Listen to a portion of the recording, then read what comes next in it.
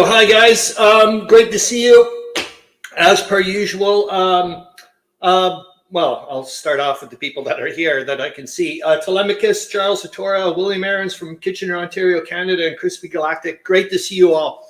And I'm just going to say this. Well, I wrote it down because I try to remind myself, and it's like I just want to reiterate this. How grateful I am and thankful that you guys do pop up and want to, hang out with me for an hour on Saturdays. I think it's super awesome. It really is motivating for me. I've mentioned that before because you guys often pop up topics and whatnot, and I just want to go off and find out more and so on and so forth. Anyways, the engagement's fantastic, so I just hope it continues. It's awesome here. Good morning, Eric Goebel. Great to see you. I just want to also mention that Zoe Dufour did contact me. She's off to the cottage again. So like Eric Goebel was saying, that summertime's a tricky situation for a lot of people. And so anyways, that's that. I'm going to go into the, let's get into the narrative straight up. That makes a lot more sense. And that way we can start talking about what the heck I want to talk with you guys, I hope. Anyways, here we go. Please let me know. Well, I'm going to say what it's going to be here in the narrative. Great to see you, Brian R. Smith, and as well as you, Meandering Mike. I hope you guys are doing well. I'm just going to say this before I went off into the grateful, thankful thing. There is the weather is fantastic here. Yesterday was just spectacular. I actually was going to go sleep outside out in the open 2 nights ago, but the temperature dropped so much and the humidity went away. It was just fantastic. Crispy Galactic says he's loving the fall of Paris. Oh, fantastic. That's the Franco-Prussian War book that I sent you off. Part of the trilogy. Meandering Mike mentioned to me that person did have a trilogy because I only had the Price of Glory by Alistair Horn. And then Meandering Mike had mentioned. Anyways, here we go. Welcome, everyone, as per usual. Please let me know what you've been up to the past week. It would be really nice to know. The live stream fact checker from last week. This is due to the fact that I kind of alluded to it if you listen to it in the war summary. Great to see you, Corvinus War Game. I hope you're doing well. Is that I kind of alluded in the war summary that I made it kind of sound like the Battle of the Somme was brought into existence to counter the Battle of Verdun against the Germans, and that's not the case. As we know, the Battle of the Somme was in the works for a long period of time, many, many months to get around to that thing. And you just can't snap your fingers and decide, okay, we're going to mount this huge offensive, firing off 1 million shells a day kind of thing. That's not going to happen just on the off, by the way. We need, to, you get the idea is what I'm trying to say. 83 yesterday, Charles Hattora says, looking at 91. Yeah, I don't think we're going to get that today. But the main thing for me is the humidity broke. Oh, my gosh, it's just been wonderful. I actually got to go upstairs at the top floor for quite a bit of time, which was nice. Corvinus Wargaming says, moved into a new place, so I was getting my hobby desk set up again this week. Oh, cool. Update on which World War I related games people have played would be nice. Remember this is odd. I think I mentioned this a few weeks ago that I was like, I'm picking obscure battles for the Big Bertha bingo. And the Battle of Tsing-tao, it's a fairly, obvious one. And then this week, you're going to find out now. I'm not going to say it because I did that last week as well. Crispy Galactic says we were sweating bullets and having, oh, wow. I didn't know this. So round 1 champion, as you know, was Meandering Mike for Who or What Am I in World War I. And round 2 champion was Tolemykus. Meandering Mike has had so many questions on books for Corvinus on his hobby chat. I know. That's all I got to say is, that guy's a freaking resource and a half. Anyways, and guess what? We actually do technically have a leader right now due to the fact that you're going to find out because Gamers with Coffee have the battle on their bingo card this week. They were the only ones. So they actually get 1 point. So they're going to be starting it off. I hope we're going to get around to the BGG Game of the Week, Red Poppies, World War I Tactics. The one I would like to take a look at is the Worthington one. But I think we should go off and babble on a bit about the Compass Games ones. If anybody's played these, for goodness sakes, please let me know. It seems like maybe a wee step up from soldiers in the sense that it's I think 200 meters to the hex and so on and so forth like that. But yet again, John Gorkowski, holy smokes, he must really know his Great War stuff. Meandering says, I've not played Red Poppies yet. Yeah, and I want to compare a little bit between the Worthington and the Compass one. Obviously, I'm assuming you should go with, let's say, or if I'm going to buy one, probably go with the Compass ones now because it's probably a little bit more refined or whatever. Even John Gorkowski mentions it in the forum for the original one. But to be honest with you, I kind of like the old maps. I'm not a big fan of the broken up, those little weird things that, I don't know, that almost look like caltraps or something. I prefer like a proper hex. And then hopefully we'll be able to go through a zillion things here. William Aarons sent us more pictures about the Fenian raid and whatnot in 1866 and around, well, we're going to look at them, so don't worry about that. I did that talk there earlier in the week. Holy smokes, was I ever lucky to get home at that time, because it was they started it at 20 after 2 in the afternoon, and that, boy, you want to talk about just making it home in time. That was crazy. Brian R. Smith says, sadly, as I enter my elder years, my attention span is like a dog in a field of squirrels. Yep, I know what it's like. Every time I see on YouTube are the squirrels. Oh my God. Meandering Mike, the Compass 1s, 2 and 3 are easily available, while only 1 is scarce and expensive. Okay. And we're hopefully, like I said, Dr. Mordecai Cassius Marcellus Jones. Oh, goodness gracious. I don't know who that is, who you are, but we'll just let you do your crazy stuff. So anyways, I did, it was an interesting talk. That was Ann Sampson, I do believe, and she's like a huge amount of info on Charles Latour has finished a great game.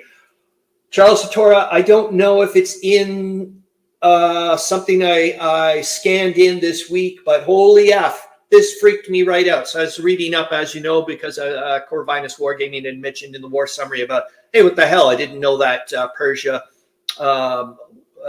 I thought was neutral. Why in the world are they being attacked and so on and so forth, which is neat because earlier on in the week I was watching, well, I went on YouTube and typed in, Persian World War I, want to start looking at other stuff and whatnots.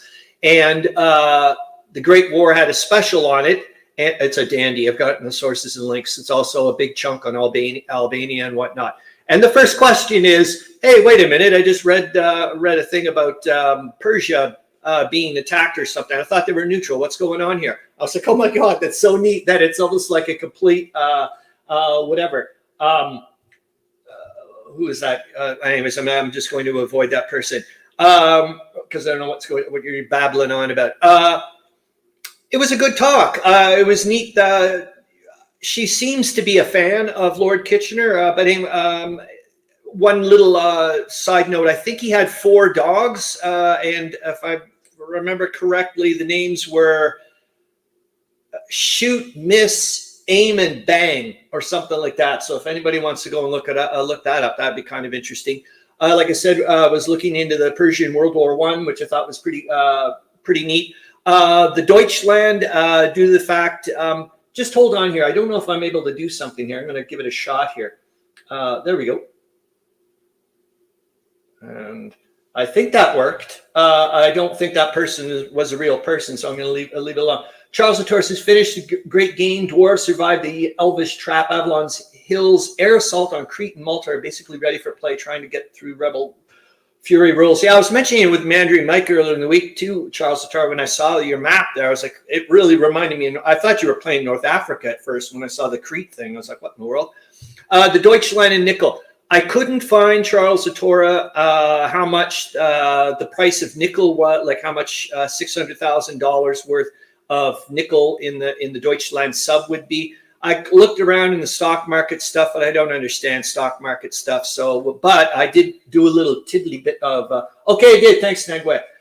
So I did a little tiddly bit of some information. I went through, basically I looked at, I decided to go on the Globe database again and just typed in nickel and said for the month of July, and it was a jaw dropper. That's all I gotta say. You want to find out how important nickel is? Holy smokes!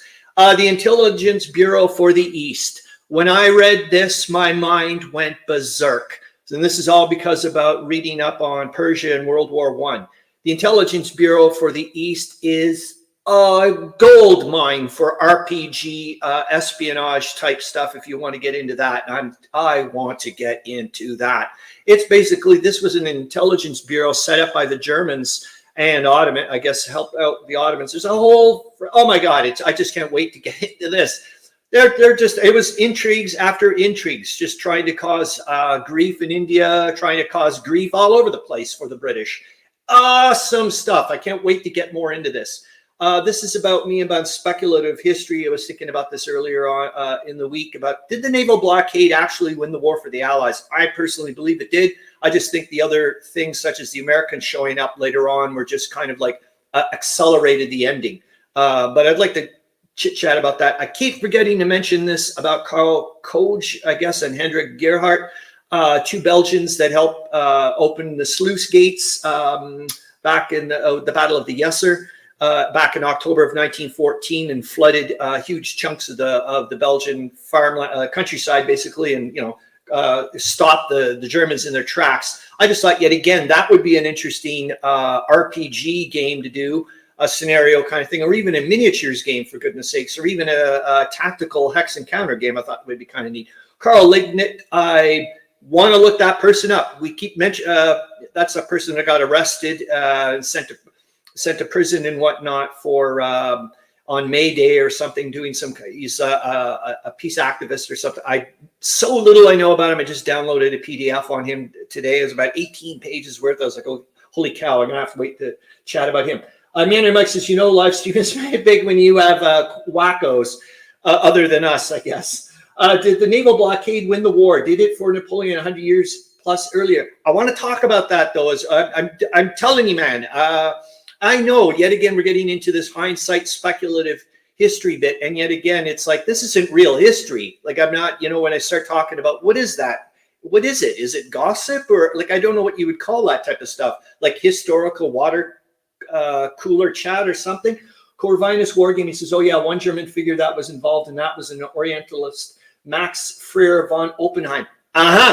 Just we're going to actually see his name, man, in a little bit. That's so cool. And Paul Hederer will be turning shortly. And then I put in here for scheduling timetables and a progress tracker. That's for me, due to the fact that my full-time job is not going to go anywhere away right now, unless I want to end up on the street. And so I've got to figure out, and it's right now, anyways, at work, it's a monster amount of work doing, and it carries on afterwards in my head. And so I have to start figuring out ways of, because like I said, I want to progress. I want to get to a next level. There's things I want to do in the Great War exploration. I want to start doing proper talks and articles and so on and so forth. Well, I got to start getting into a proper discipline is basically what it's it. And that's it. Let's go off to, we're going to do the big Bertha bingo thingamajig first. And I'm going to stop the screen for now. And then I'm just going to show you the battle quick, because we're certainly not going to talk about it because we've been babbling on about it for weeks on end. Then I'll go into the who or what am I in World War I, and we'll start from there. How's that sound? So here we go. Jeremy's brought it in again. And like I said, only one person this week gets a point to start off, because I know you got to be kidding. Here I am, like I'm saying, I'm trying to do, I obviously wasn't that obscure at the time. So it's number 34, 1916, the Battle of Verdun. So, and like I said, the only person that had it on Brian R. Smith and Eric Goebel, I'll get you some bingo cards. No one, trust me, no one's following it except me, in the sense that I've made people bingo cards and posted their pictures on the community forum, but I'm the only one doing the record keeping, and that's fine, man. I'm just loving the fact that I get to engage with you guys. All right, so we got that. You know what? Let's go to the nickel thing first. Just very super duper ultra quick. Like I said, Charles Latore, I couldn't find the when you asked me a question about what the price, like how much nickel that would be. I don't know, but so like I said, I just typed in nickel in the Globe database and went let her run for the month of July. Just the month of July for 1916. Look how many. These are headlines with. So these are headlines with the word nickel in them. And then you're going to see how many articles had the word nickel in them on top of this. And it doesn't mean, obviously, it's about nickel or whatever, but I'm not going to read them. But I just wanted you to see how many flippin' articles were just on nickel. I mean, yeah, okay, a little bit of, due to the fact that the Deutschland is there and it just picked up some. But look at this. It's unbelievable. Brian R. Smith says, on the eve of World War I, Sudbury mines produced 95% of the world's supply. Brian R. Smith, oh yes, you're right. You're right there. They go on and on about this, and they start talking about, hey, we got to start refining it ourselves, and so on and so forth. Yeah, I didn't realize that we were such a heavy hitter back then. But anyways, I just wanted you to see, like, this is just nuts. I was like, how long am I going to be going on here for? I thought, okay, it's just going to be like maybe 5 or 6 articles. Remember, this is just July 1916, for goodness sakes. I was like, oh my Lord, Lifton. The use of nickel in war. I did actually use the dictaphone and write it out or read it out. So that way I'll transcribe it to text and put it in the community post. It's quite neat. William Aaron says, will you be a G? I don't know what that means. There we go. And 83 other articles had the word nickel in them. Holy moly. I just thought, what in the world is going on here? Okay, now let's get to the history heroes. Who or what am I in World War I? Let's start with this. I wonder how quick this is going to go. I think it's going to go rather quick. I think you guys are pretty are cluing in pretty good with this type of stuff. But I was quite surprised with some of the, when I looked it up, I was like, whoa, I didn't know this, that, or the other thing. So there's your first clue. Although I was important during the Great War, I had a far bigger impact on the future of human civilization. Who or what am I? And there you go. So that's your first clue. All right. Now, I'll give you the second clue. Will you, hold on, someone did something, or was it just me? No. The Greeks and Persians knew about me. Who am I? Will you be able to fit in the ATA? It wasn't mentioned in the summary. Oh, yes, you are. You definitely will. I'm pretty damn sure I popped you in there. If it wasn't there, my God, that's bad. Tolemykus, you're going to get, oh gosh, I forgot to put a little thingamajigs. Ooh, I like that one, Crispy Galactic, polyester. Boy, you guys are going a mile a minute here. Hold on. Toll gets 1 point. But you are incorrect for radio. Nice one, though. Charles Zatora, antibiotics. Boy, wouldn't they love to have had a lot of antibiotics back then, but you are incorrect. Crispy Galactic says polyester, and you are also incorrect, but like I said, I really like that one. Meandering Mike says aspirin, interesting. Especially with all the Germans scientists going on and doing this, that, and the other thing. But you are also incorrect. And I did put it in there, so I'm going to give you the third clue. The French explorer Montcalm reported seeing the Seneca use me back in 1750. Who or what am I? And I'll put that in the comments as well. Ooh. Hold on. I got to put it in here. Am I doing it right? Oh my gosh, I like that one, Meandering Mike, but you are incorrect. Batteries. Ooh, I like that one. Interesting. Charles Satora says tree bark. You are incorrect. Oh, I like it though. All right. And now I'm going to put in the third clue. Or the fourth one, sorry. William Aaron says incendiary munitions. Oh, interesting. But you are also incorrect. And I'm going to put that in the comments. And then I'm going to put it in the banners. Admiral Fisher loved me. Who or what am I? All right. Still no one, eh? Okay. Meandering Mike says flamethrower. Interesting. But you are incorrect. Meandering Mike, but you're up to 3 points. Oh my God. Meandering Mike, yes and no. Yeah, you got the Greek fire bit, but and I'm going to give you a point. Well, I can obviously give you a point, but you're incorrect. Tolemykus says guidance systems. Ooh, jeepers. But you are also incorrect. Charles Latour says snipers. You are also incorrect. But geez, you guys are really going here. Corvinus Wargaming says Nampa. Napalm. Okay, hold on here, people. Corvinus. You are both incorrect, but jeepers jumping. You guys are like hovering around, around and around. Okay, here we go. Did I put in the? Yes, I did. And now I'm going to give you the next one. There's only how many more left? Not too many left. Okay.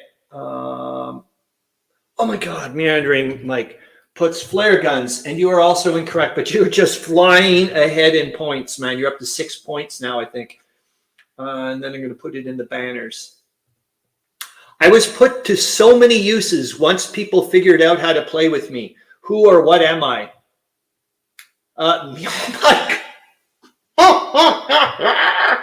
She can. Oh my God, that's an after hours answer. Dream Mike. Oh, I love it. Mrs. Fisher, Jeepers Jumping. That's terrible. Okay, this one. Come on. I guarantee you guys are going to get this one. Tolemykus. Oh, gee. Okay. Okay, Tolemykus, you're going to get a point. You are incorrect. Corvinus Wargaming, you get it. It's oil. Well done. Brian R. Smith says gunpowder. You're going to get a point, though, for sure. And Meandering Mike, it's too late for you. I'll put it this way: if you had no points, I'd give you a point. But you're already like so far ahead. It's not funny. All right, hold on here. Let me put in the. I'll put it in the banners. Did I? Oh yeah, this would have been the next one, and I'm sure you guys would have got that for sure. So yeah, you guys are finally got around to it. Trains could ignore me, but aeroplanes and tanks sure needed me though. Who or what am I? And yes, it's petroleum or oil. And as you know, once people started cluing in on how to do all kinds of things with oil and make all kinds of crazy things, and it certainly has altered the fabric of our civilization, hasn't it? And due to the fact that we were going to be talking about Persia in World War I thought, well, it was kind of like a smart one to do. And also it blew me away that, like I said, that the French explorer Montcalm had noted in his diaries or whatever, that the Seneca were used to dig oil pits and whatnot and be able to use it. And we're using it for medicinal purposes and certain rites and so on and so forth. I mean, obviously. And the Greek fire and the Persians were using it as well. I just was like, whoa. So there we go. Okay, good. I can get rid of the banners. So well done, Corvinus Wargaming. You're going to be in the lead, I do believe, because you're going to get the points for the answer, and you also had 2 guesses ahead of time. But like I said, I'll go and coordinate all those done later. Yeah, and Admiral Fisher and Winston Churchill were like, we love you, oil. And we're really wanting to convert, as you know, the Navy over to from coal to oil.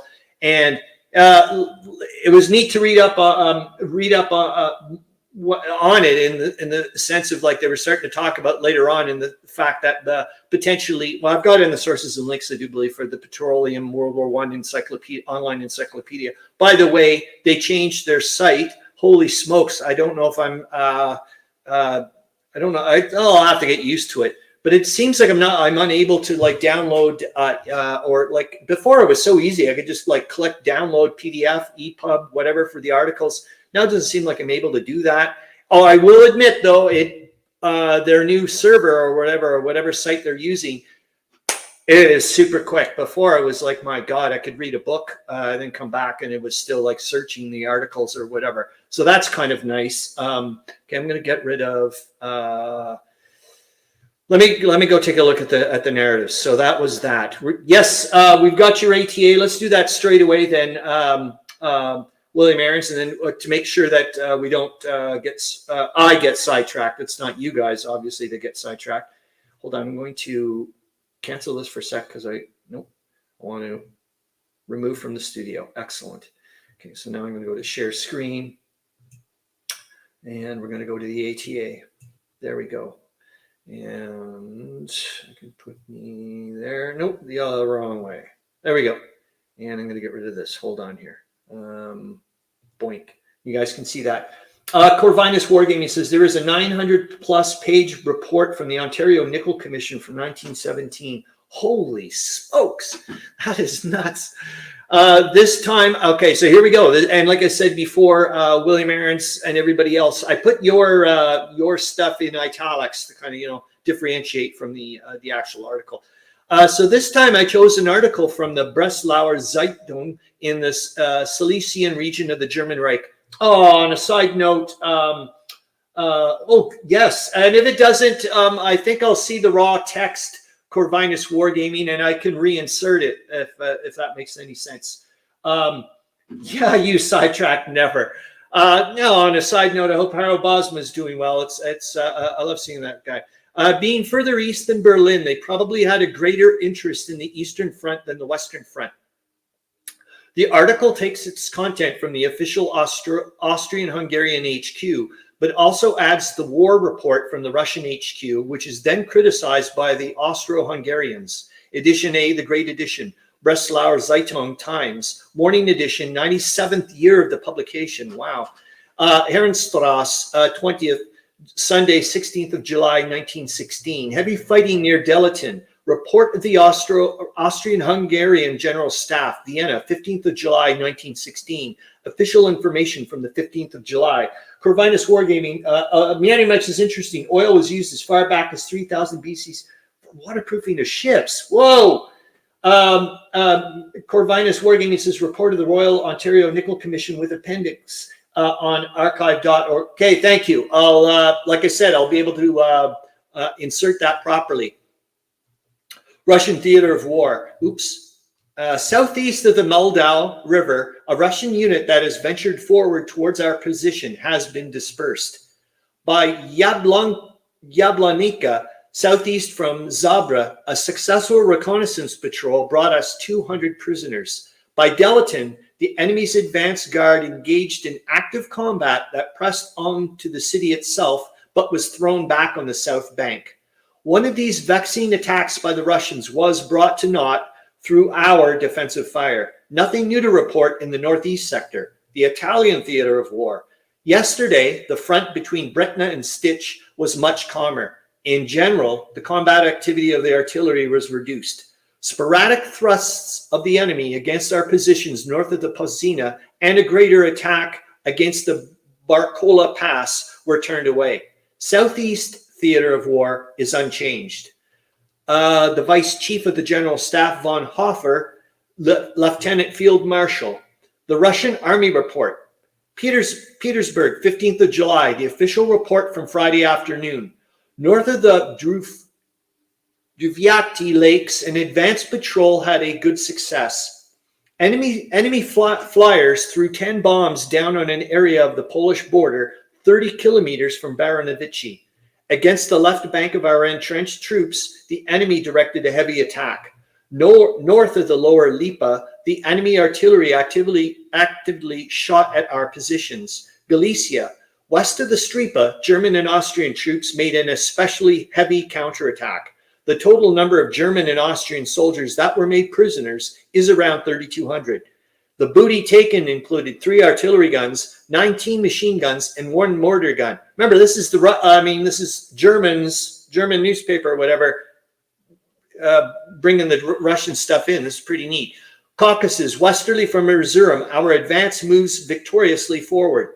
A row of fortified Turkish positions are already in our hands. In other sectors, large columns were observed to be retreating. Our troops attack the Turks energetically, and those who are fleeing their positions are overtaken once they stop to rest.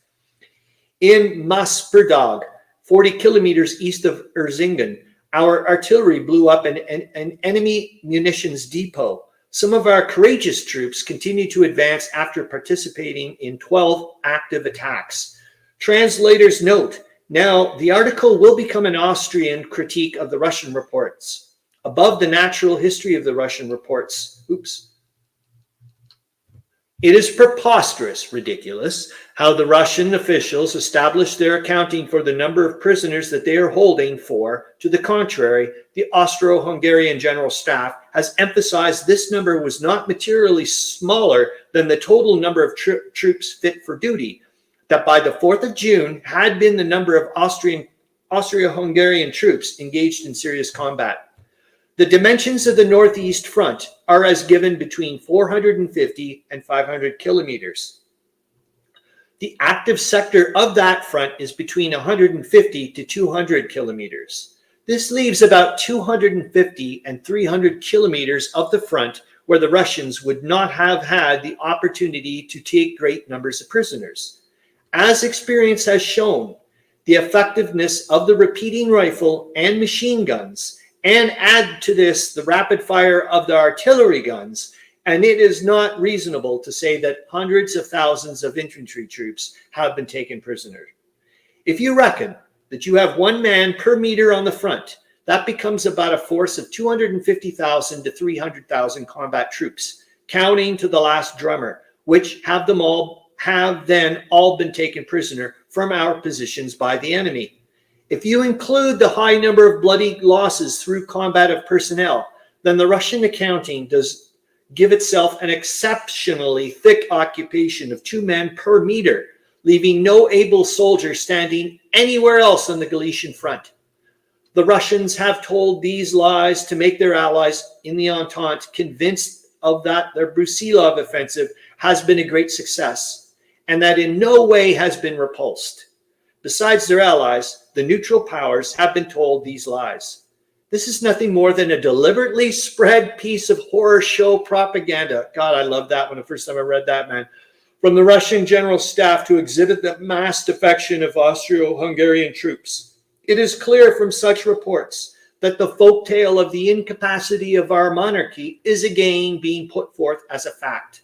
Before the war, this was the main goal of the Entente. However, in these last 2 years of war, that version of reality has been thoroughly refuted.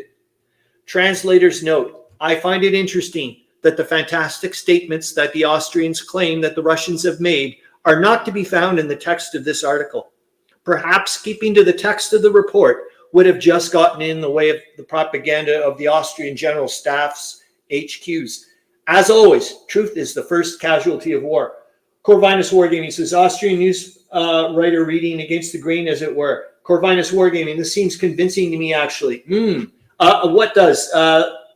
Elaborate, please, if you can. That would be wonderful, because I'm not really sure. I'm getting rid of some stuff here. All right, so here we go. I'm going to go jump very quickly here. We're still doing a ton of stuff here. This is what I was thinking about in my head. And I was like, oh, I'm going to pop it out with you guys and see what you think and see if you guys want to start engaging a little bit. Corvinus Wargaming says, some of the Austrian claims about Russian exaggerations. Yep. Could the Allies have won if they relied mostly entirely on the naval blockade? If the Allies had decided not to mount any offensives, I understand. I'm being Mr. Hindsight here. But if they had just taken a defensive posture and just let the naval blockade do its work, would they have won? In other words, could they have won the waiting game? I'm also now seeing why Germany had to resort to submarine warfare. They just had no choice other than to go for some form of peace agreement. And we know that didn't go down the road. The only true incentive to go on offensives should have been the Central Powers, not the Allies. They are the ones that need to end the war early, and the only way for them to do that is to defeat the enemy on the battlefield enough times and or in certain ways as to compel the other side to go for some form of peace agreement. Ironic that many times it's the Allies who are mounting the offensives and the Germans who are building elaborate defenses. Anyways, and I'd love you guys to chime in on that. That would be wonderful. I'm going to stop the screen just for a second. Tolemykus says, I don't think France would have liked that strategy. And I know that's what I was also it was in my head. I was thinking when I was thinking about earlier on in the week when I was thinking about that, I was like, well, one of the reasons why they do have to mount offensives is the French want them off their effing territory. Yeah, you're right. It's just amazing. But I'm thinking, like I said, I know it's hindsight and so on and so forth and speculative history, so maybe it's not real, whatever. But from my point of view, if they could have just waited it out, I think they would have won. You just let the naval blockade do its work, and you don't have to send anybody. You don't have to do any major offensives. You just sit back and just be defensive minded and let the Germans freak out. That's what I would believe. Anyways, Corvinus Wargaming says French need for aggression because of revanchism. I don't know what that word means, so please let me know. Anyways, that's it. I really wanted to bring that out. Let me take a look, and let's go to the BGG game of the week. Let's go off into a little bit of remember all. Okay, I'm going to just zippity. We're going to go. I'm going to show you my sources and links stuff, so that way at least I can let you guys know what was going on that or is in there, so that way you can look at it later if any of this stuff interests you, because it's all pertaining. But I don't want to get into all this stuff. Adio is a solo print and play game. It just looked really neat. Well, obviously, I think you can figure out where it's from. It's going to be something about the Italian front. There's the Intelligence Bureau for the East, which just knocked my socks off when I had found out about that. The Persian story, I haven't read that yet, but that's away from the Western Front. We're hopefully going to use that. We'll go take a quickie look at the map, I hope. Why did they fight in neutral Persia and Albania during World War I? That was the Great War special I was mentioning to you. The fight for oil, Persia during World War I by Persian history. I took this person with a grain of salt. It was kind of, yet again, Corvinus Wargaming when you were mentioning things. Brian R. Smith says, sounds like what's being discussed today in Ukraine. Interesting. Tolemykus says they would have shifted and found out what they needed elsewhere or used different materials. Corvinus Wargaming says desire for territories claimed as historically part of the nation. So like France wanted Alsace-Lorraine back. Yep. And to correct the Franco-Prussian war defeat. Yep, and as we have just mentioned, Crispy Galactic was saying he's knee-deep reading about it right now. You had mentioned this in one of your videos, live streams, maybe a week or 2 weeks ago, Corvinus Wargaming, about the fact that sometimes you got to take things with a grain of salt about some of the YouTube videos you listen to, where they're just going on and on and on about, oh my God, the Ottomans they were so amazing and so progressive and so on and so forth. When I was watching this video there, the fight for oil, Persia during World War I, number 2, I guess it's his thing. I had alarm bells go off in my head. I was like, make sure you don't just listen to it. I mean, this guy may have an agenda or whatever. I'm not saying he could be completely accurate, but I was just like, remember, keep an open eye when you're listening to this kind of stuff. But anyways, it's there if you want to go and take a look at it. Petroleum, that's that article I was mentioning where you get to find out about that. Oh yeah, the World War I Historical Association fireside chat that I had last night. Again, there was only 3 of us, but at least the sound worked this time, especially when it was a topic about all the different songs and whatnot. It was some really, really cool stuff. And we also later on are going to be doing I think the next fireside chat is going to be about book suggestions, your favorite biography and fiction. And I was like, oh God, am I ever glad that they're going to start bringing up fiction. One of them down there is Ghosts Have Warm Hands, a memoir of the great, not that one. Darn it. Shoot, I don't have it. But there's somewhere. Anyways, you can see all the stuff. That's it. A Soldier of the Great War, I think, is a piece of fiction there. Corvinus Wargaming says, I already read that one. Okay. Let's just go very quickly to this one. I just wanted you to kind of get kind of an idea of what's out there. But like I said, they're in the, I'll put them all in the sources and links. So hopefully you guys will be interested in taking a look at some point. Here we go. There, you can see it.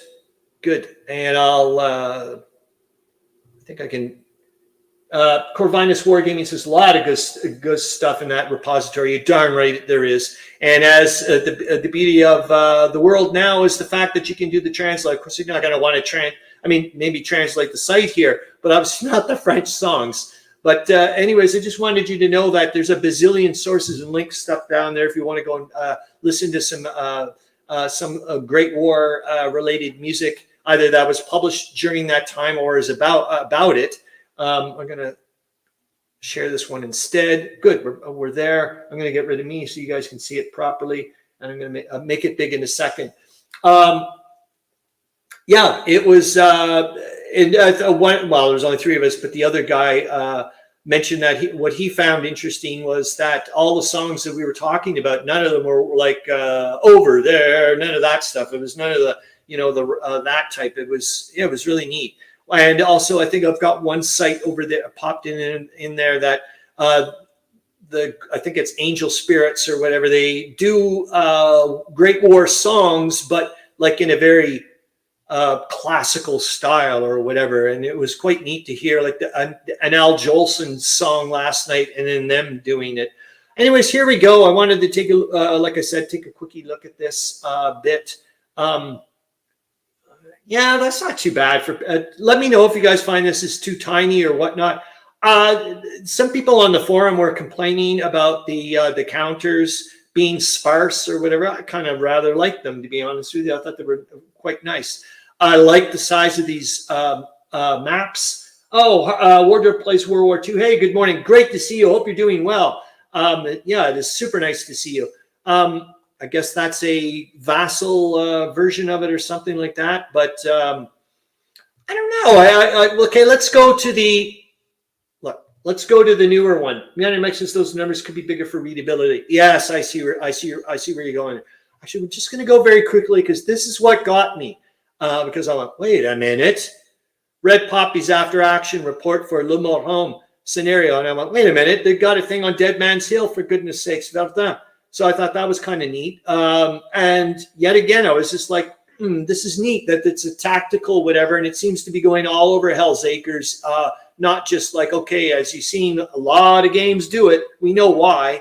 We're just going to focus on the mobile aspects of the war. We're just going to do 1914, 15, and then 1918 kind of thing, that bit. And it's like nothing in between existed or whatever, especially if you're talking about the Western Front. Anyways, let's go back to, I want to take a look. Yeah, John Gorkowski starts mentioning, hey, you should maybe go and take a look at my other stuff here. So you're saying, Meandering Mike, that module 2 and 3 are, oh, great. I hope you have a fantastic rest of your weekend and week, Eric Goebel. It is super nice to see you. Thank you so much for popping in, man.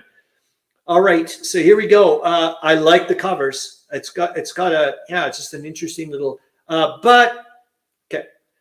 So you were saying it's hard to get scenario 1, but easy to get scenario, and it looks like potentially if, let's go to the images. Looks like, okay, let's take a look at the different,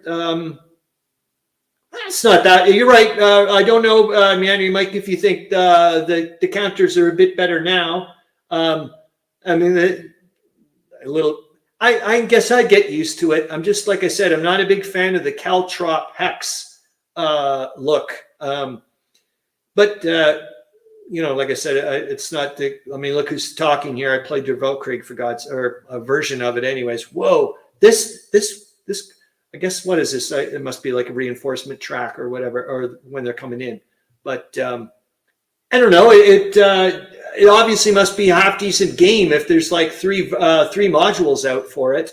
And let's see how much. I just want to go into the forums to see. That's often how I try to find out how popular a game is. Well, it's got how long it's been around for. That's a month ago, so it's not bad. And the last one, the earliest one was 6 years ago, so that's pretty cool. Meandering Mike says volumes 2 and 3 go for about $40 to $50 each. Volume 1 is over 100. Woof. And I'd like to know like how many scenarios you get per thingamabob. Okay, I'm going to stop sharing the screen just for a sec because I want to look at the narrative and make sure that we're not getting too. Okay, we've got 15 minutes left. Let's go to the week that was and make sure we do that, especially due to the fact that sometimes I was thinking about this morning because I went, oh my God, I didn't do the week that was. Lucky for me, I've got my dictaphone because that, like I said, chops up so much time. It's not funny. I was like, do I really need to do the week that was? Because it's all almost like regurgitated in the war summary. But I was like, wait a minute, a lot of people don't, a lot of people, I don't even know how many people watch this bloody show. But I mean, I was like some people do leave after the hour and don't stick around for the after hour. So I was like, well, it may be a good idea to do the week that was still. So here we go. I want to, oh my God, don't worry, William Ange, we will get you your pictures, man. We will get you your pictures. We're going to do this right after the week. That makes sense. All right, so you guys can see that. I'll put me sideways here. The week that was for July 14th to the 20th of July, 1916. The 14th of July, British attack German second line and capture Longueval and Bazentin-le-Petit and the whole of Tron Wood. The first phase of the Battle of the Somme is concluded. End of the Battle of Baronovici. British force under General Sir C. Crewe, and it should be an E, I do believe, afterwards, capture Mwanza on Lake Victoria, Nyanza. General Van de Venter takes Mapondi on the Central Railway, also in East Africa. July 15th, Russian right wing under General Yudenich. Oh my gosh, and I also want to show quickly the Persia map, I hope to God. Occupies Bayburt. We didn't even talk about Persia really, except that we could get a little bit in the oil bit, but we will. I hope to God we do. Well, I mean, as in it'll just continue going on week to week. Like I said, even with the Bosnia crisis, that was like, you know, I was supposed to do a part 2 last week. We didn't do that. Russian left drives back the Turkish forces southwest of Mush. On the Riga front, Russian supported by sea and land artillery. Russians make slight advance west of Kemmern. On the South Lutsk salient, Russians under Sarkov, anticipating Austrian offensive, attacked them on the upper Steer. British advance continued with the capture of Deville Wood. British penetrate the Bois de Fourreau and outskirts of Pozières and take 2,000 prisoners. Second defense line penetrated by British cavalry.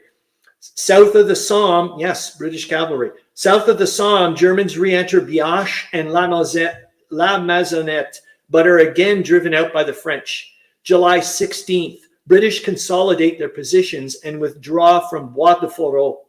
French make slight advance west of Fleury.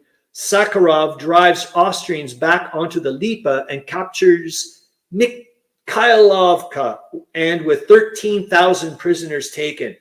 July 17th, British storm and capture the German second line positions on a front of about 1,500 yards. British take Waterloo Farm just east of Longueval. That should be an L at the end. British clear Ovelay of the remaining Germans. French repulse attacks at Biache and La Maisonnette Farm. Russians make progress in the Carpathians. In the Sinai Peninsula, a Turkish and German force under von Kressenstein advances westward at Katia. British capture 2 German steamers on Lake Victoria, Nyanza. Trade unions recommend postponement of all holidays in connection with the munitions production. Daily cost of the war is $6 million. Holy F. Every day. And that's just them. July 18th, Mr. Asquith makes short statement on Mesopotamia in House of Commons and refuses papers. Remember, I think I mentioned this in the war summary again. They don't pay off their debt to the Americans until 1986. Holy F. General Smuts reports steady clearance of Usambara district. German forces driven down Pangani River, East Africa. In Armenia, the Russians continue advance and capture Kigi, an important junction on the Erzurum-Bayburt Road. German seaplanes drop bombs in Raval at the Gulf of Bothnia. Sakharov continues pressure against the Austrians and drives them south of the Lipa. North of Ouvillé, British advance on a 1,000-yard front. Germans make strong counterattacks along Val and Deville Wood and retake part of the latter. Germans again are repulsed at Biache, and for the third day, close fighting around Fleury. July 19th, German attacks on Longueville and Deville Wood continue. British regain some lost ground and repulse an attack on Waterloo Farm. French take more trenches south of Estrée. Bombardment of Verdun front. In Persia, Russians are defeated and driven back north of Kermanshah by the Turks. The 3rd Turkish Division discovered at Bir al-Abad in the Sinai. July 20th, I think they're about to do an attack, aren't they, in the Suez? July 20th, debate on Mesopotamia campaign in both houses of parliament, which I thought was bizarre. I'm like, summertime, what in the world are you doing? But they know what they're doing, I guess. I don't. I mean, I still need to find out a lot. I'll just shush. An Anglo-French loan is made to Greek government.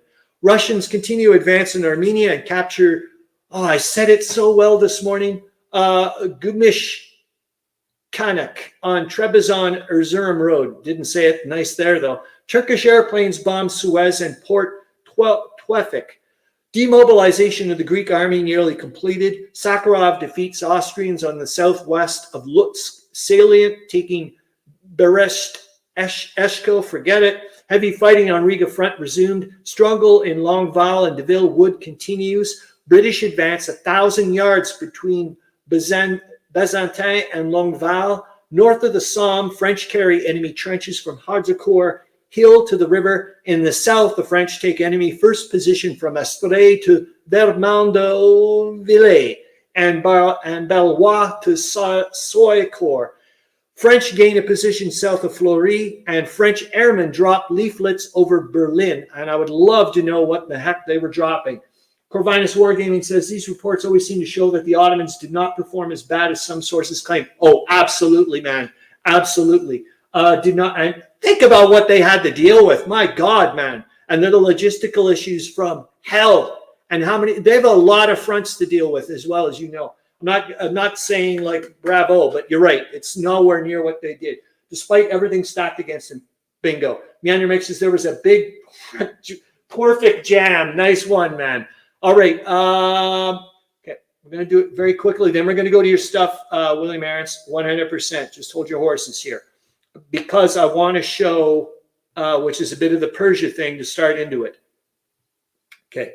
So here we go. Present the screen. So this is, well, you're going to see, this is from the British, what do they call it? The Anglo-Russo Alliance Treaty or thing that was in 1907. And I got to get rid of me. And essentially they divvied up Persia into 3 chunks and to make sure that it was unstable for the Persians and stable for them. How does that sound to you? And I don't know about you guys, but before Corvinus Wargaming mentioned, hey, what the hell is going on about Persia and so on and so forth, to me it was just, if somebody had asked me about Persia and the Great War, I would have thought, to be honest, hopefully I'm not sounding flippant or whatever, but I would have just thought a bunch of Arabs hanging out in the desert, a non-entity really, nothing really to think about, and people just going back through their territory and not really having any, and deciding, okay, today we'll be with the Ottomans, tomorrow we're going to be against the Ottomans. That's all I thought. And I didn't realize that, for example, Persia is Iran, and the Persians could sit and it actually fought for it way afterwards. I can't remember, 1930s, somewhere in the 1930s. It said, "Can you guys start calling us Iran for Christ's sakes?" Well, pardon the pun, they wouldn't have used Christ's sakes. Corvinus Wargaming says, sadly, a common story in world history about imperial partitions. Yep. And the other thing I wanted to show you was. And I'm going to make this, and then we're going to go off to your thing, William Aarons, and then it's going to be the after hours thing. So this is from that book here. Here, I'll pop me sideways so you can see. Hold on here. Is that? Yep, you can still see me. So this book behind here, The World's War by David Ossologa. Like I said, I was like, well, let's go through all my books and see what I can find about Persia. And this just, I was like, oh my gosh. So, I mean, obviously, I put it in the box for what I want you guys to take a look at when I'm going to read. But obviously, it's like, well, you know, I wanted to leave the other stuff in there if you guys wanted to read while I'm doing whatever. So after leaving Istanbul, Niedermayer's entourage passed through Baghdad in December 1914. So as you can see, stuff was happening right off the bat. A city that had become a nest of spies. From there, they headed for Persia. Technically neutral, Persia was in effect a failed state in which the rule of its Shah counted for little after decades of British and Russian interference. Wartime Tehran was a hive of frenetic intrigue, terrorism, and espionage. I'm sorry, I was just like, oh my God, RPG. While awaiting an Ottoman army escort that never materialized, Niedermeyer became energetically involved in the destabilization of Persia, launching sabotage operations against British interests and spreading jihadi literature. In July 1915, after it had become clear that the expedition would have to go on without Ottoman military support, Niedermeyer and his men left the city. So I just wanted you guys to take a look at this. And I thought for sure we would have seen Oppenheimer's name pop up here, Corvinus Wargaming, but it didn't. All right, we got 5 minutes. We're going off to your pictures, William Aarons, and I think that'll be about it. And yet again, yeah, I know, William Aarons, you were mentioning that you said, oh, you sent me an extra copy or whatever. I'm just going to go through them all, and we're going to go from there. And if you guys, if you want to add in, oh, darn it, I don't know what I did with your thing. I got to get rid of me. Hold on here. I did have your little bit of your narrative. You guys can see that. I'm going to, what should I do here? I'm going to make it, how's that? There. So this is, oh, and I mean, let's be honest, William Aarons and everybody else, I don't know about you, but when I saw this, I went, oh boy, this looks like a lot of cool information. All you just, and I'm sure you could easily go find out the scale from other sources. But I was like, wow, wouldn't this be a nice little, like if you wanted to make a nice little gaming scenario for yourself, you know, just doing miniatures or what have you. So I'm going to, just so we can go quickly and read the bottom here.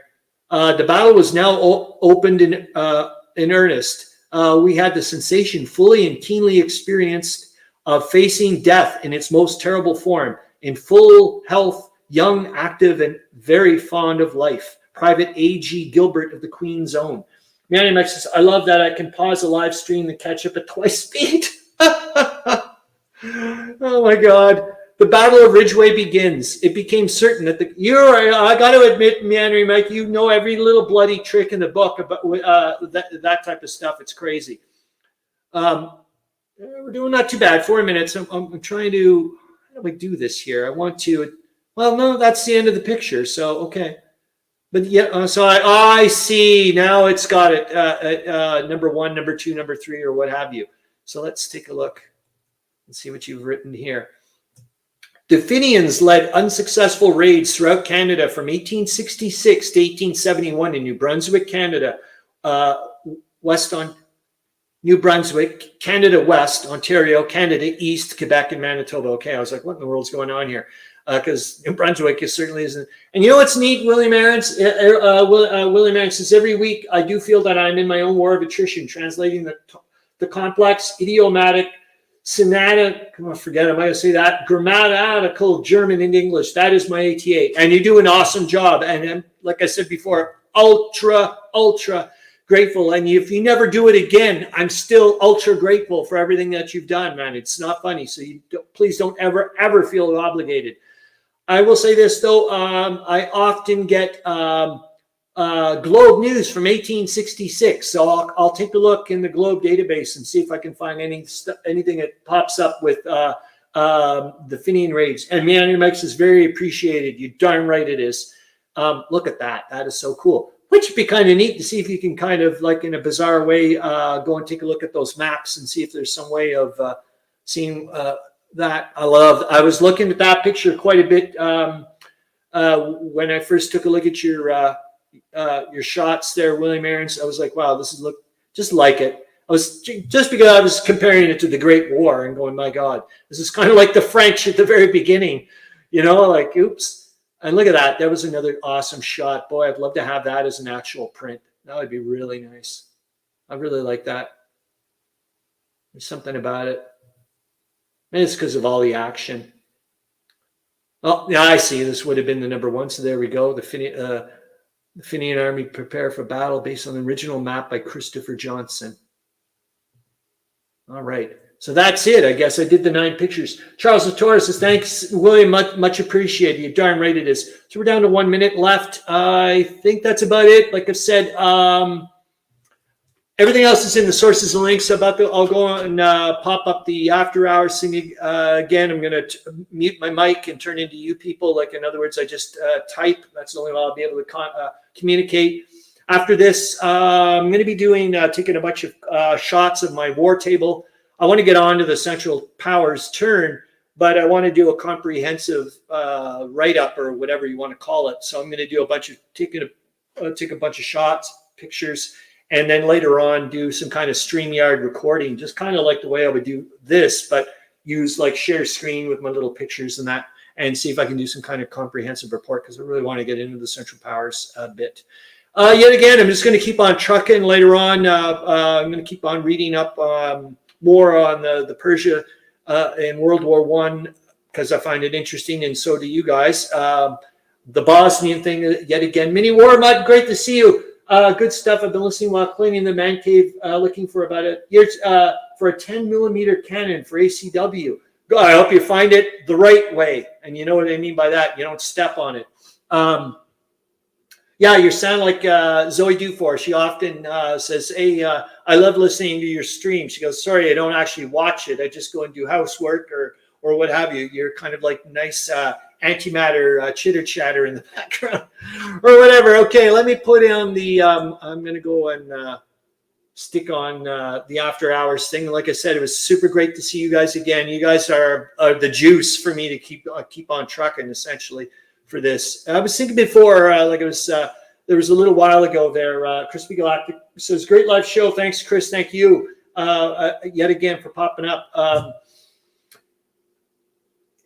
It doesn't matter. It's just honest. Yeah, okay. A little while ago, I was actually, I thought maybe there was a possibility I was actually just going to cancel the live stream entirely, delete my channel, the whole 9 yards. And I was like, okay, what am I going to do with myself, Great War-wise? So I was like, well, I'd just go off and, focus more with the groups, like the World War One Association and whatnot. But like at the very beginning, I'm so eternally grateful to have met you guys, and that you guys want to spend an hour hanging out with me every Saturday. I thank you so much, is what I got to say. Gravinus Wargaming, always great to catch the show, Chris. Thank you. It is. Yeah, I'm super ultra grateful. Okay, let me pop on the.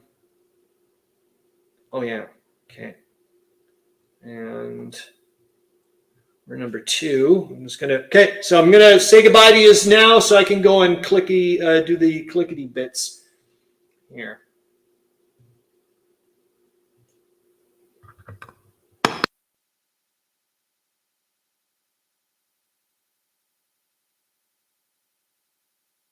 Caesar's Army.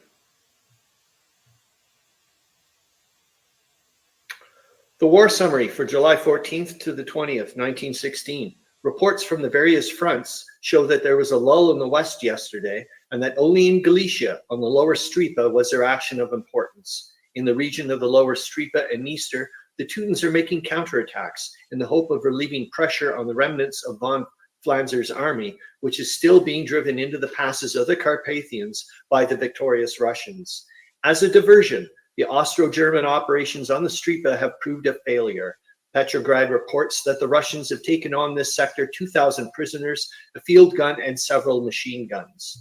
From Rome comes a story that at a council of war presided over by the Kaiser, it was decided to remove from their commands the Archduke Frederick and General Flanzer, who were held responsible for the disaster that has befallen Austrian arms in Galicia. This step may have been taken to conciliate the Magyars, who constituted a considerable part of the armies of Bukovina and southern Galicia, and who suffered fearful losses in the retreat from Czernowitz. The Austrian defense would go to pieces utterly were Hungary to become hostile to the Teutonic warlords, who have been moving about her fine military forces in the interests of the senior partner in the dual monarchy. When the Russians crossed the Carpathians early in 1915, there was talk at Budapest of Hungary declaring her independence and making a separate peace with the Allies. Recent debates in the Hungarian Diet indicate a renewal of the agitation for independent action. Russia's military plans may be so worked out as to increase Hungary's desire for peace by a descent into the great grain-growing areas of the Hungarian plain before the crops ripen. There is little to record of the operations on the Stockhold. Petrograd tells of an artillery duel along the river and of bombardments of the Russian positions by German aircraft. An immediate frontal attack on the Kabul fortifications is not likely. The Germans have had time to perfect their defensive works. it would be no surprise to see Brusilov sweep around Kabul, both to the north and south, in a wide encircling movement, isolating the enemy's army, and thus endeavor to cut the city off from communication with the German bases in the west. The overwhelming Russian strength in cavalry would seem to point to the adoption of open field fighting by Brusilov wherever possible, instead of sitting down to the siege of Verdun on Russian soil prepared for defense by German engineers. Rovno and Dubno were evacuated because their garrisons were in danger of becoming isolated and surrounded by the Slavic wave. Similar tactics might produce like results in the case of Kabul. On the Western Front, according to the French Midnight Report, there was no event of importance yesterday except a somewhat spirited bombardment in the sector of Fort Sotteville, north of Verdun. The Germans have been increasing the number of their guns on this part of the front and are evidently determined to make the Sotteville defenses untenable by the steady pounding process that proved successful in the case of Fort Vaux.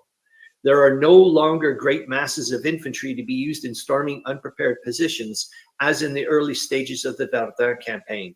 The siege will soon have lasted 5 months, and the German advance has covered less ground than the British and French have won on the Somme in 10 days over a similar hilly region.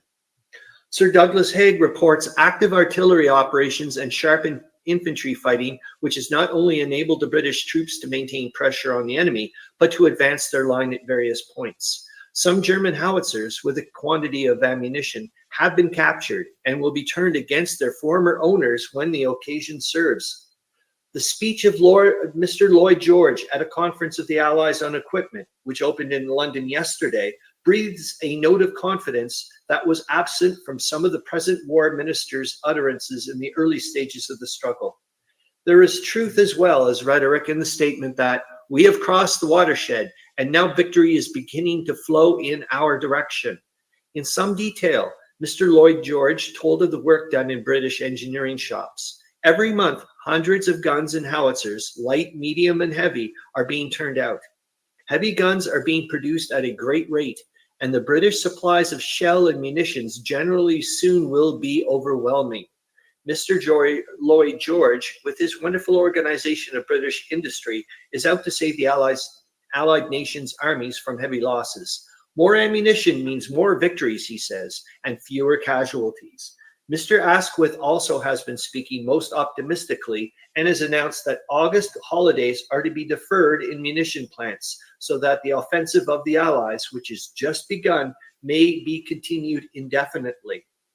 While British factory operatives are voluntarily straining every nerve to aid their comrades at the front, a report comes from Germany that 55,000 munition and electrical workers in Berlin and elsewhere have gone on strike as a protest against the prison sentence imposed on Dr. Liebknecht, the socialist leader, for taking part in the anti-war demonstration in Berlin on May Day. The will to victory is no longer on the side of the Teuton. The first news of Sir Percy Lake's army in recent weeks was made public yesterday in London. It is still at Saniyat, 15 miles below Kut El Amara on the Tigris, where it has been subjected to an ineffectual artillery attack. The British Army of the Somme, after less than 48 hours of artillery preparation, has broken through the German second line of defense along a front of about 4 miles, and now holds all the second line positions between Bazentin, Le Petit, and Longueval, both inclusive, as well as the wood of Tron. In the wood where were found and relieved 100 men of the Royal West Kent Regiment, who had been surrounded by the Germans during recent fighting and had gallantly held out for 48 hours. The new positions were fiercely attacked by the enemy during the day. At the third attempt, the Germans recaptured the village of Bazentin-le-Petit, but were at once driven out again, and the whole village is once more in the hands of the British. Many prisoners were taken by General Haig's army, which attacked at 3:25 in the morning and was favored by weather conditions that blew the smoke of the bombardment and the bursting shells over the German positions and interfered with the work of their artillery observation officers. It is probable, It is probable that the losses of the Germans were greater than those of the British troops, for the enemy was driven from his trenches in the first rush and had to fight in the open during the remainder of the day. The success gained with such machine-like precision proves that General Haig is the right man in the right place. No premature dashes for him, with huge losses incurred in the taking of positions that cannot be held. His artillery equipment is, of course, enormously greater than that with which the Neuve-Chapelle and Luss offensives were attempted, but artillery alone would not enable him to reap the fruit of victory. The British infantry is clearly in the grip of a firm disciplinarian who expects his officers and men to perform the duties laid upon them, but not to advance without instructions into positions that have not been prepared for assault. The new thrust leaves but one German line of defense between the Allies and their immediate objectives, Peronne, Bapaume, and Comble. And this line is reported to be less formidable than the two already captured by the French and British. The hope that the War of Trenches, which has lasted for almost 2 years, may shortly become a war of rapid motion in the open fields of the Somme Valley has been greatly strengthened by the events of the past 2 weeks. This much now can be said with assurance in view of the advances made by the armies of General Foch and General Haig, that the German front can be driven in at any selected point. Next week's operations may prove that it can not only be forced back, but pierced and disrupted by the Allied armies. The statement of Reuter's correspondent that the German soldiers surrendered freely is most important. In trench warfare, and this is this goes right into the prisoners of war thing last week with the who are what am I in World War I trivia, just blew me away. On the entire Western Front during 2 years of fierce fighting, fewer men have been taken prisoners by one side or the other than the Russians captured in the month of battling in the open fields that followed the breaking of the enemy's lines along the Styr and Volhynia. If the Germans in the West are so tired of fighting that they surrender readily when their trenches are overrun, a month or two of campaigning in the open along the Somme might produce surprising results in the total of prisoners, greatly shorten the duration of the war. The French Midnight Report states that the day was relatively calm on the whole front. The fierce German attack on the positions in front of Fort Sauville seems to have been frightfully costly. It is asserted that the Germans left 3,000 dead on the field as the price for the small advance made.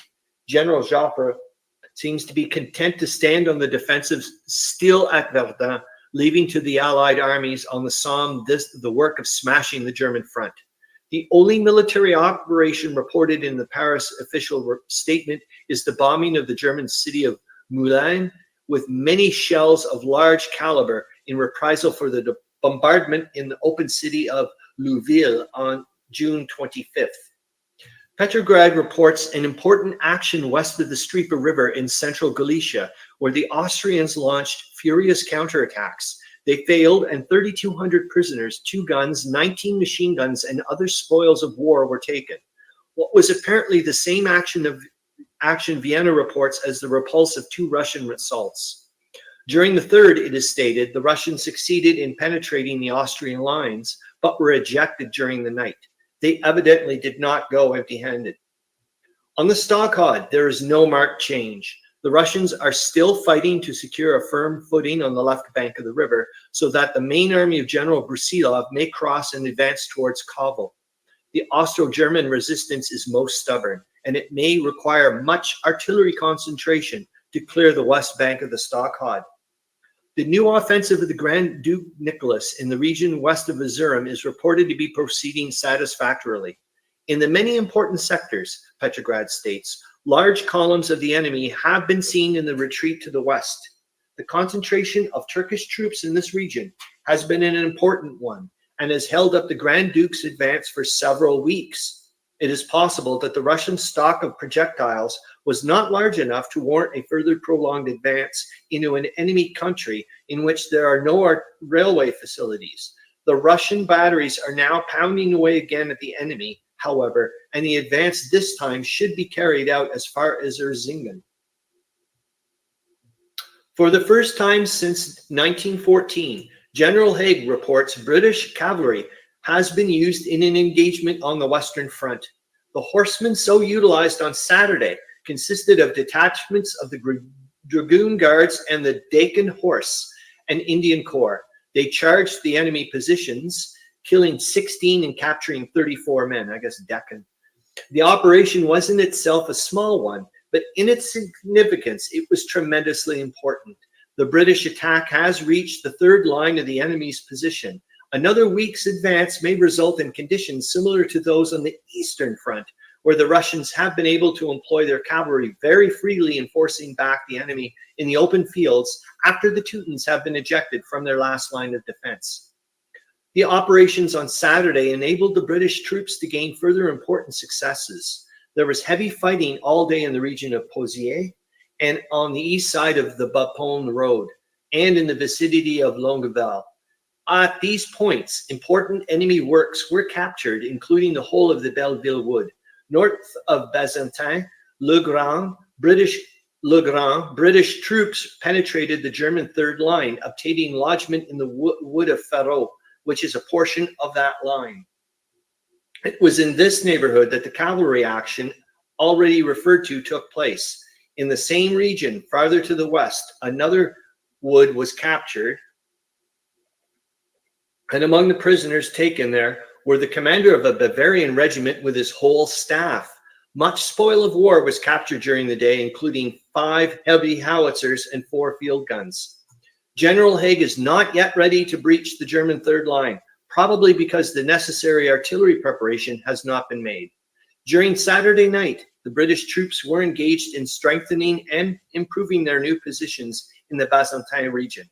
A detachment which held the wood of Ferrot was ordered after this work had been completed to withdraw into the British main lines, and this withdrawal was carried out without molestation from the enemy. In his methodical advance, General Haig will doubtless bring up behind the present front the heavy artillery that has enabled him so effectively to shatter the German trenches. An attack on the German third line position sometime during the present week is reasonably certain. The lying nature of the German official reports is illustrated in a bulletin from Berlin yesterday afternoon, which makes no reference at all to British gains during Saturday and states merely that 4 British attacks in the region of Obelisc and Bazentin-le-Petit broke down yesterday afternoon in front of the German lines. A fierce all-day fight in which the German army lost 8 heavy guns and suffered severe pressure on an extensive front, losing a number of important positions, is not adequately described in the statement that 4 British attacks broke down in front of the German lines. It is clear that the people of Germany do not secure from the official Berlin reports any conception of the importance of the operations now in progress on the Western Front. On Saturday night, the Germans had a temporary success south of the Somme River. Under a blanket of fog, a violent attack was made against the village of La Maisonnette and Biache, recently captured by the French. The enemy took both positions, the French official report says, but were driven out again by a vigorous counterattack immediately launched. On the front farther to the east, in the region north of the Aisne, the French on Saturday night stormed a number of German trenches. The enemy's attack on the Verdun region has again come to a standstill. French counterattacks yesterday in the vicinity of the village of Fleury enabled considerable progress to be made in cleaning out the German advanced trenches, despite cannonading of the greatest intensity. Berlin admits the penetration of small sections of our first line trench southwest of the Thielmont earthworks. On the left bank of the Meuse, also the French are counterattacking and have captured some sections of the German trenches near Hill 304. The danger of a further German thrust on the north of Verdun seems to be materially lessened. In the eastern sphere, there seems to have been little of importance to record on Saturday or Sunday. Petrograd speaks of the slight progress in Courland in the west of Riga. The Austrian official statement notes Russian counterattacks south of the Pripyat marshes, which it is added, were unsuccessful. There has been no farther advance either in Volhynia or in the southeastern Galicia. From the Armenian front comes the report that on Saturday night, the Russians captured the city of Bayburt, an important road center lying between Erzurum and Trebizond. Bayburt is on the main caravan road between Trebizond and Erzurum. Its command will enable the Russians to connect up their lines across the Parabes Mountains from the coast to the valley in which Erzurum stands. Heretofore, the operations on the Black Sea coast have been entirely divorced from those in central Armenia. Command of the pass to the northwest of Bayburt, which will speedily follow the capture of that city, is most important to the farther advance of the Grand Duke in western Armenia, because it will give him a much shorter haul for his munitions and supplies. At present, the railhead is at Sarakamesh, far to the east of Erzurum. The use of the caravan road from Trebizond across the mountains will enable the Russians to go forward energetically in the great task of penetrating West Asia Minor.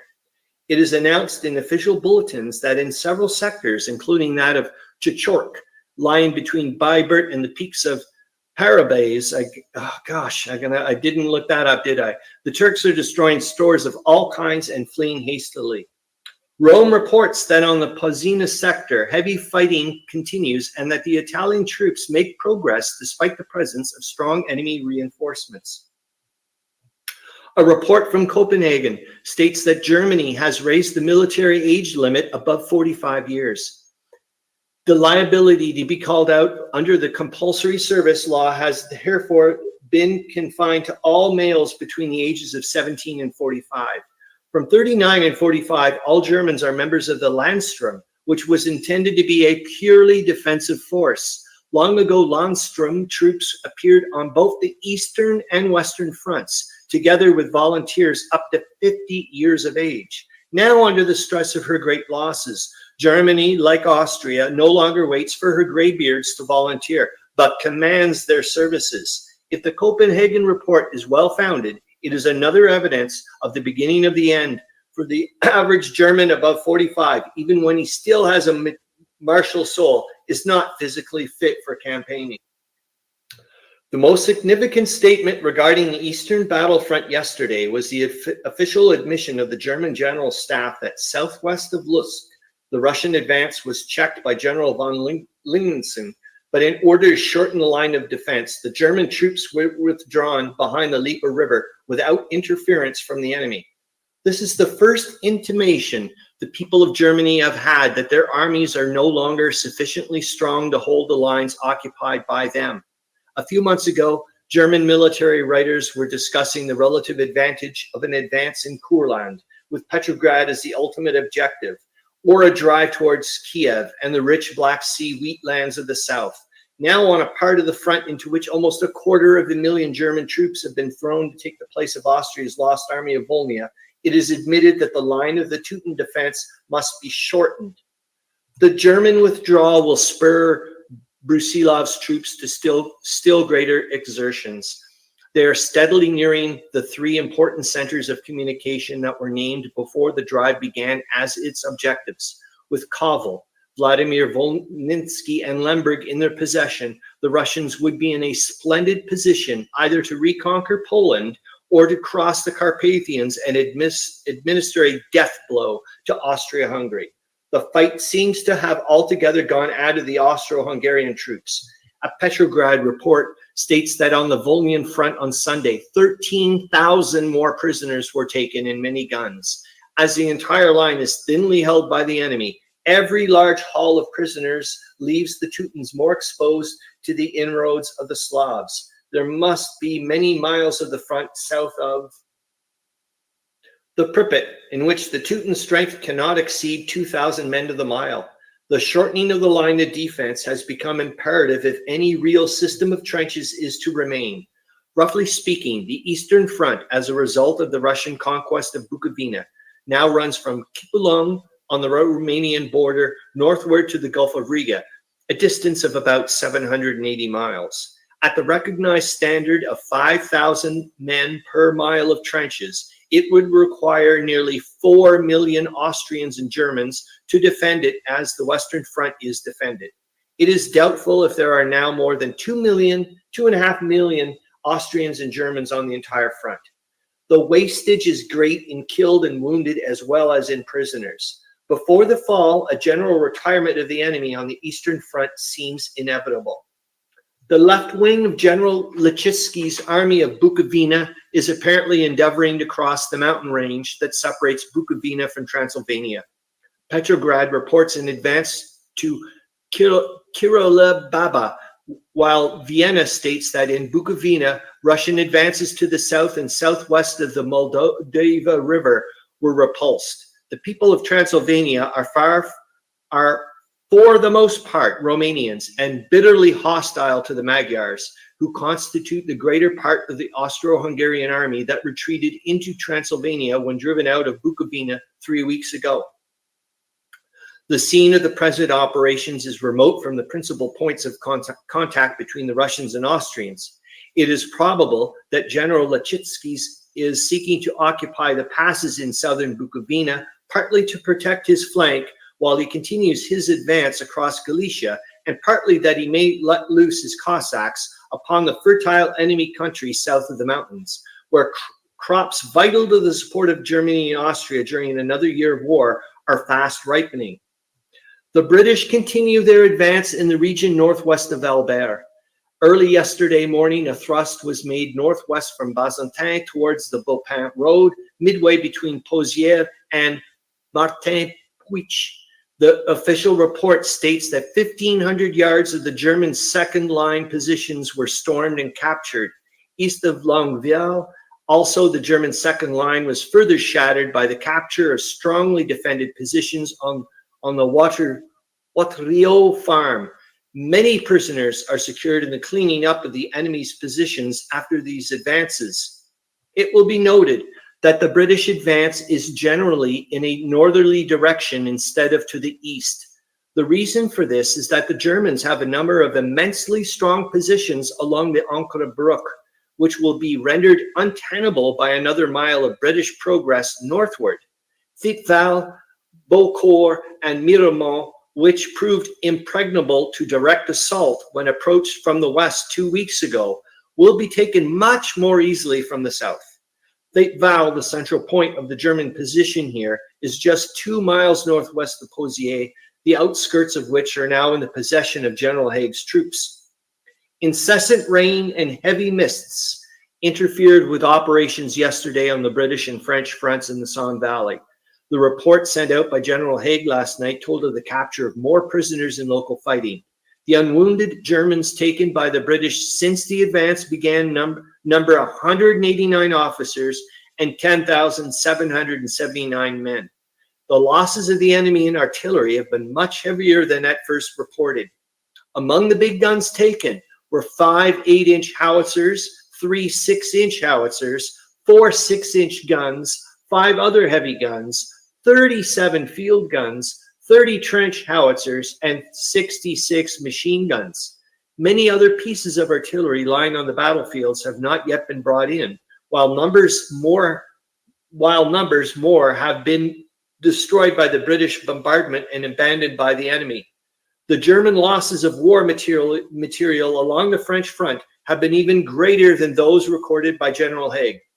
The bringing up of heavy guns to replace the heavier weapons captured and destroyed will be a difficult task, for the roads behind the German front are under constant fire, and there is no railway between the Beaupont and Péronne over which they could be carried. The Péronne-Combe line have been put out of business by the French guns along the Somme. There are fierce artillery duels in progress in the Dolomites. The Vienna report states that the Italians penetrated into the Seebach Valley, but were driven out.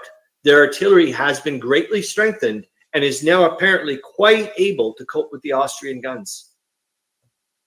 Travelers who have reached Rome from Syria state that Germany has raised there an army of about 160,000, which is now being trained by German officers and will soon be sent to the European battlefront. The Grand Duke Nicholas will probably provide sufficient employment from this time forward for all the troops that can be raised in Asiatic Turkey. If he does not, the Arabs will occupy the attention of the remainder. Germany can obtain no effective aid from the Turk. The Austro-German retreat in Volhynia, admitted yesterday in a Berlin official dispatch, was more complete than the enemy report implied. The German version that their troops were withdrawn behind the Lipa River without interference from the Russian enemy was for home consumption. According to the later Russian official statement, the enemy was forced across the river in the greatest disorder, and swept completely from the left bank of the lower Lipa. So unexpected and disorderly was the enemy's retreat that a great amount of war material as well as guns had to be abandoned. The Russian big guns were hurried to the front and followed up the flying foe with a heavy bombardment to complete the demoralization. As the future of the Russian offensive depends to a great extent on the operations in Volhynia, and as the enemy had strengthened his lines by heavy reinforcements, this smashing victory comes at an opportune moment. The rapid retreat of Linsingen alone saved him from being cut off. The prisoners captured were dressed in various uniforms, confirming the reports that Austro-German reinforcements have been rushed to this sector from other fronts to try and stem the Russian advance.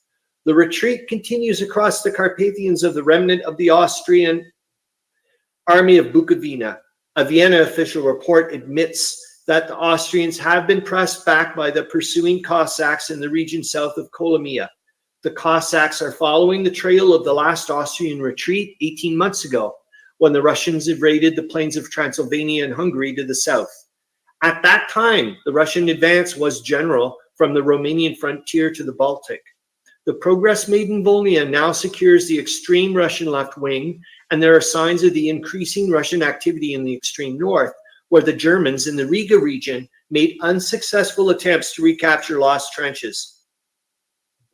An unofficial Petrograd dispatch received in London last night states that the Austro-German retreat is general along the Eastern Front, and Germany is finding it increasingly difficult to fill the gaps left by the Austrians in their precipitate retreat. The Kaiser has summoned Hindenburg, the idol of the German people, to attend a hurried war council in the West. The gathering strength of the Russian advance has alarmed the Kaiser, but it is easier to erect wooden statues in Berlin than to produce new armies. Hindenburg will prove a greater than Napoleon if he succeeds in snatching even temporary victory from the defeat that threatens his eastern forces. Heavy fighting on the British front is in progress in the vicinity of Longueval and the Deville Wood, along a front of about 2 miles. The Germans, after a heavy bombardment of high explosives and lacrimatory shells, counterattacked, God, I'm going to have to look up that word, and are endeavoring to recapture the important positions on this sector taken last week by the British. The fighting, according to unofficial accounts, is of a particularly ferocious character. The Germans apparently have reinforced their line at this point with men from the Verdun and other sectors. Progress north of Ouvillers on a front of 1,000 yards was announced in an earlier British official report. Operations in the Somme region still are impeded by the thick mist and incessant rain, but north of Ouvillers, the British, in a successful effort to straighten their line, drove the enemy out of several strongly defended positions. The advance gives the British control of a further section of the Albay-Bapaume road, and some prisoners and 6 machine guns were captured. Near Wittscheid, oh boy, that didn't sound good, did it? In Belgium, a successful raid was made into German trenches. A similar enterprise on the part of the enemy opposite Poinchy on French soil was defeated by the watchful British defenders. South of the Somme, the day was relatively quiet, according to the French official report issued at midnight. The Germans did not renew the attacks on La Maisonnette begun last night. In the village of Biache, the French dislodged some of the enemy who had taken cover in the ruined houses. Nothing of importance occurred on the remainder of the French front. General Haig's tactics continued to inspire confidence. In a dispatch from the British front, Frederick Palmer, the distinguished American correspondent, alludes to the systematic methods pursued in carrying out successive attacks. The British gunfire gives no indication to the enemy of the point at which an infantry attack may be expected. As to shells, it is no longer a case of begging for more. Somebody in the rear is constantly inquiring over the phone if the gunners have enough. For the first time, the Germans have used a new asphyxiating gas shell. It does not explode, but it emits the poisonous vapor and may be mistaken for an unexploded shell. Whoa. In the Caucasus, the Grand Duke reports the continued progress of his offensive, the Cossacks meeting with great success, driving the Turks from their fortified positions and crossing the snow line in their advance. A complete Turkish company, which was captured by the Russians in the region of Taurus, and at Medvedev, they took 2 machine guns and a quantity of arms and prisoners. Mr. Asquith's statements on the Mesopotamia campaign admitted there was some ground for criticism in regard to the medical and other supplies in connection with the British expedition that pushed its advance as far as Ctesiphon and afterwards fell prey to disease and famine at Kut el Amara.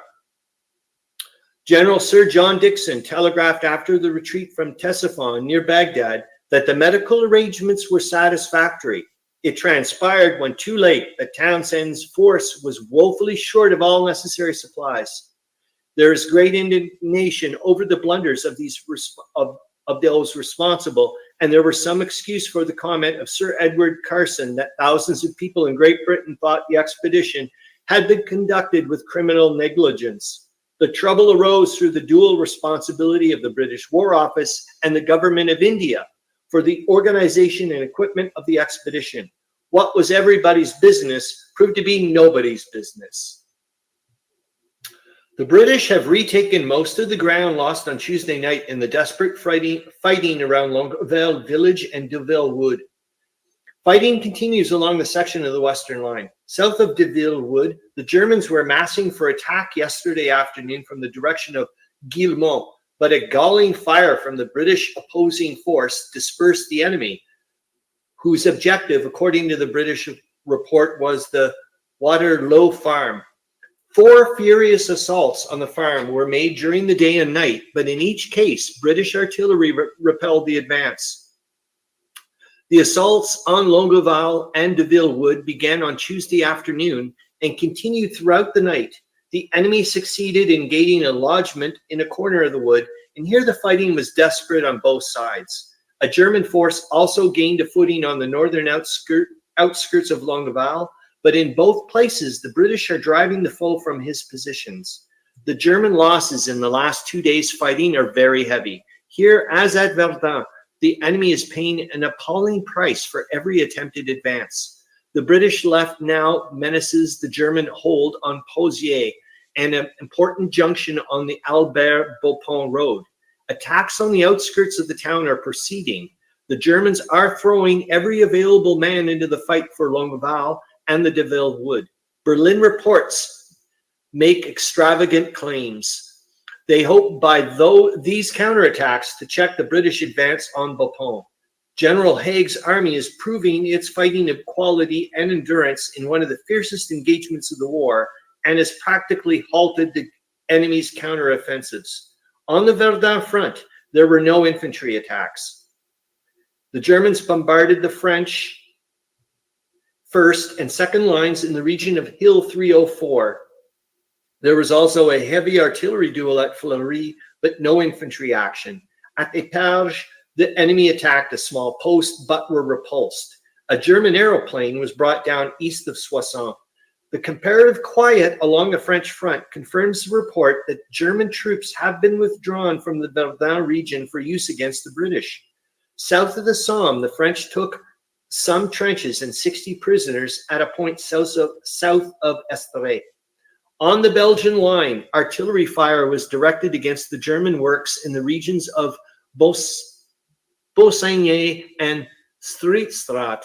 Patrol parties reported the destruction of the German works north of Dixmude and in the direction of Hetzas as a result of a previous bombardment by the Belgian batteries. The Russian pursuit across the Carpathians in the rear of the fleeing Austrians continues without halt.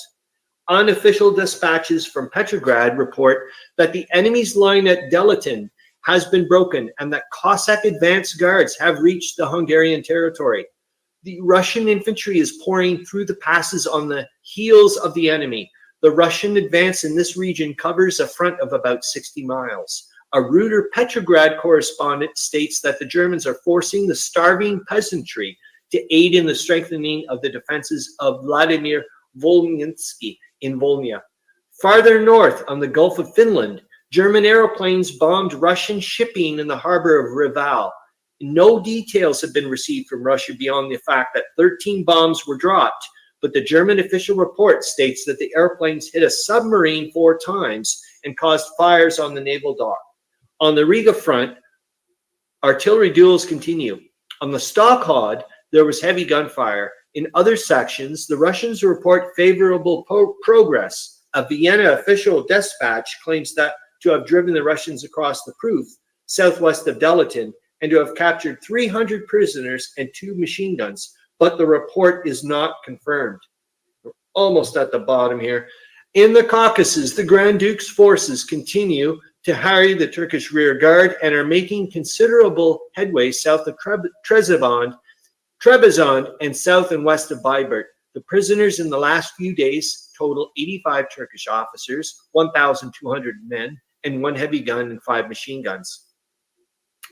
Britain's war bill, boy, I don't even know if I can even say this number. I guess we're into billions now.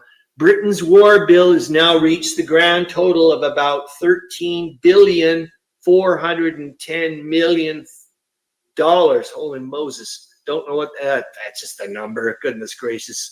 Mr. Asquith announced yesterday that, well, remember, they don't pay off their U.S. bill, their loan until 1986. Holy shit. Mr. Asquith announced yesterday that he intends to ask the House for another vote of credit next week. It's just like, Lord have mercy. Britain's financial position is still sound. The Chancellor of the Exchequer still has a big margin of wealth on which to draw. Yeah, and that 6% interest rate you just popped up. Okay, that's it. Hopefully that went well. See you later.